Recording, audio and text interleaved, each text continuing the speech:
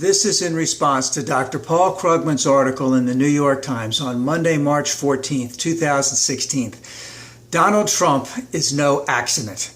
Now, Trump, we know, is just moving along just as he wants to. But Dr. Krugman goes back just a little bit to indicate what has been so special about him. In that recently, Rubio caught a lot of flack in one of the debates where he repeated himself over and over again that Obama knows exactly what he is doing.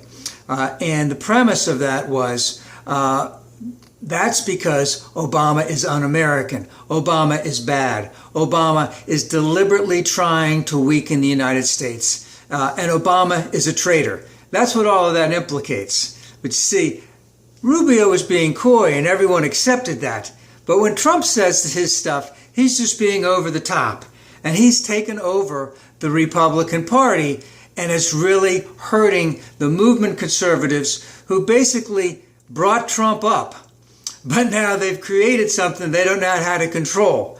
And if we take a look at what these conservatives have done, and whether you say it started with Reagan, whether it started with Goldwater, or whether it started even before that from the late 1920s, because remember, you would never consider today Eisenhower being a Republican. And of course, because the Republicans have been taken over by such a conservative wing, is that every single person who is a Republican in the House or Senate basically falls in line with the current orthodoxy. And the one example of that is that no new taxes. Whereas the majority of Republicans throughout the United States, the voters, feel that there should be increased taxes on the rich.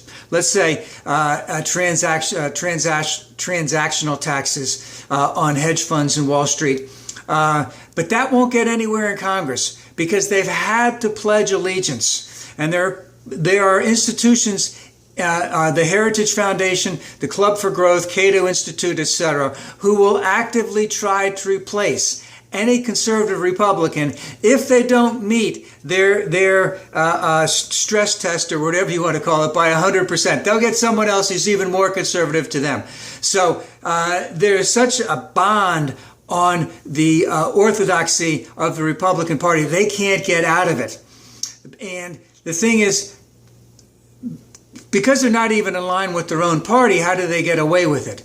They've gotten away with it by, let's just say, demagoguery, tribalism, dog whistles, indicating that everyone else is an un-American. And of course, being a liberal, being a progressive, I would be considered a traitor and un-American to my fellow brothers and sisters who are on the Republican side. And that's how they've done it. So it's been an undercurrent. And what Trump has become is the fulfillment of all of this undercurrent, because he is no accident, as Dr. Krugman says. As I said, he is the fulfillment.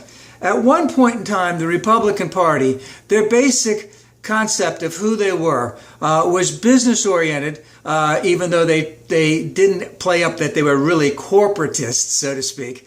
Small town, white Protestant set of traditional beliefs. That's what they made themselves out to be. And what we have now is a party whose primary institutional force is one of cruelty, whose primary institutional force is one of warmongering, etc. And I go on. Primary institutional force of ignorance, primary institutional force of intellectual dishonesty, and I think the biggest one, and this is what's playing out in the Trump rallies lately, and this is why it's been getting all the press in terms of the violence, is a primary institutional force of bigotry. That's what the Republican Party has now come to represent. Those in the corporate end of it haven't quite figured out whether or not Trump is really going to be one of their men or not, even though we know that he will definitely be for them in terms of decreased taxes on the rich, decreased taxes on corporations. Now, another aspect of the Republican Party is that we're seeing a lot of people who are very dissatisfied with their financial situation in line with all of that. And of course, based on what Trump is saying and based on what every other Republican candidate is saying, those people who are inclined to vote for them, they're not their friend. They will do everything to hurt them. They'll pretend they're giving them a tax break, but they'll really give the tax breaks to the rich. Now, of course, as I said, all of this happened well before Trump. This has been going on for a long, long time.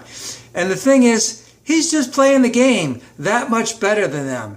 And he is playing the game under his own terms. And he's a force unto himself. And he can't be controlled by the corporate conservative movement and how they want their president to be controlled, so to speak. So they're having a shit fit about this whole thing. And they don't know if they can trust Trump. But let's get this down. He is the fulfillment. He is the embodiment of everything the Republicans have been doing, at least for the last 35 years, if not for more. Trump is no accident whatsoever.